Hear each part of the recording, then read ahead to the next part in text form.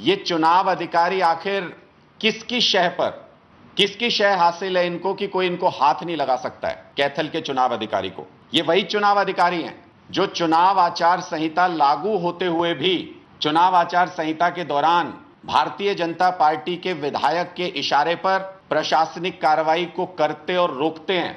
इसके ढेरों उदाहरण पिछले दिनों में अखबार में छपते रहे हैं कि चुनाव अधिकारी ने कोई कार्रवाई चल रही थी प्रशासनिक वहां पर मार्केट में, और विधायक जी चुनाव अधिकारी के पास जाते हैं और चुनाव अधिकारी उसको रोक देते हैं और एक चुनावी फायदा, पॉलिटिकल फायदा भारतीय जनता पार्टी को पहुंचाया जाता है। यह स्पष्ट तौर पर इशारा करता है कि चुनाव अधिकारी को संरक्षण मिल रहा है। आज के दिन सत्ता में जो पार्टी है उससे संरक्षण मिल रहा है, लेकिन हमें हैरानी इस बात की है कि चुनाव आचार संहिता लागू होते हुए भी, चुनाव आयोग पूरी तरह से चुनाव आयोग के कंट्रोल में सब कुछ होते हुए भी ये चुनाव अधिकारी अब तक ट्रांसफर क्यों नहीं हुए या निलंबित क्यों नहीं हुए? क्या फर्क है कि उपचुनाव अधिकारी इसी मामले में सस्पेंड हो जाते हैं और चुनाव अधिकारी को इस मामले में ट्रांसफर तक नहीं किया जाता है? हमारा सवाल सिर्फ ये है कि ऐसे चुनाव अधिकारी के होते हुए निष्पक्ष चुनाव की उम्मीद हम कैसे कर सकते हैं? ये कैथल के लोग भी आज के दिन में सोच रहे हैं, पूरे हरियाणा की जनता भी इस प्रकरण को बहुत नजदीकी से देख रही है।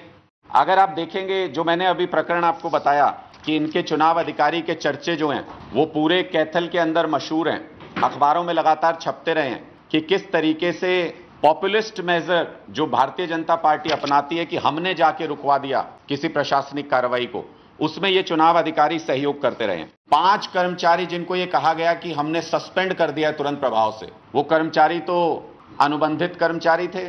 HKRN के तहत उनको सरकार के काम में लगाया गया था। तो जो पहले से ही कॉन्ट्रैक्ट पे कर्मचारी है, अनुबंधित कर्मचारी है, उसको कौन से नियमों के तहत सस्पेंड किया गया था, ये चुनाव आयोग के अधिकारी अगर स्पष्ट कर सकें तो जनता को भी समझने में आसानी होगी कि कैसे लीपापोती की कार्रवाई की गई। उसके बाद खाना पूर्ति करने के लिए जब पूरे देश में चर्चा होने लगी तो कहा गया कि उपचुनाव अधिकारी को सस्पेंड कर दिया गया। मैं ये पूछना चाहता हूं चुनाव आयोग से कि किसी एक जुर्म में अगर उपचुनाव अधिकारी को सस्पेंड किया गया है तो चुनाव अधिकारी कैसे सुरक्षित हैं? चुनाव अधिकारी अपनी जगह पर ना वो निलंबित होते हैं, ना उनका ट्रांसफर होता है, वो अपनी जगह पर आज भी उसी तरह से काम कर रहे हैं, जबकि उनके कार्यालय में उनके अधीन इस तरह का पहला मामला देश के अंदर हुआ कि किसी पार्टी को गाली लिख करके उनकी परमिशन को रिजेक्ट किया गया हो।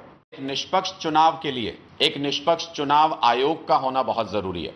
हमें बहुत खेद के साथ ये कहना पड़ रहा है कि चुनाव आयोग फिलहाल मौजूदा स्थिति में लेवल प्लेइंग फील्ड उपलब्ध करा पाने में विफल है। चुनाव आयोग सभी पार्टियों को बराबरी का मौका जो मिलना चाहिए, जो सिद्धांत है एक निष्पक्ष चुनाव का, वो मौका उपलब्ध करा पाने में नाकाम है।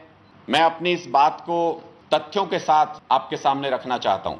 आप सब लोग जानते हैं हाल ही में कैथल में जो घटना हुई, आम आदमी पार्टी ने अपने कार्यक्रमों की परमिशन के लिए चुनाव आयोग की वेबसाइट पर आवेदन किया और उसके बदले में भद्दी भद्दी गालियां लिख के परमिशन तो रिजेक्ट की ही गई, साथ में भद्दी गालियां भी लिख करके जवाब दिया गया। इस मामले में चुनाव आयोग शुरू से ही लीपापोती की कार्रवाई कर रहा है। सबसे पहले चुनाव आयोग ने 5 निचले कर्मचारियों को सस्पेंड करके मामले को रफा दफा करना चाहा, लेकिन जब मामला पूरे देश में चर्चा में आ गया, अपनी तरह का ये इतिहास में पहला मामला था जब चुनाव आयोग की तरफ से किसी पार्टी को इस तरीके का जवाब दिया गया।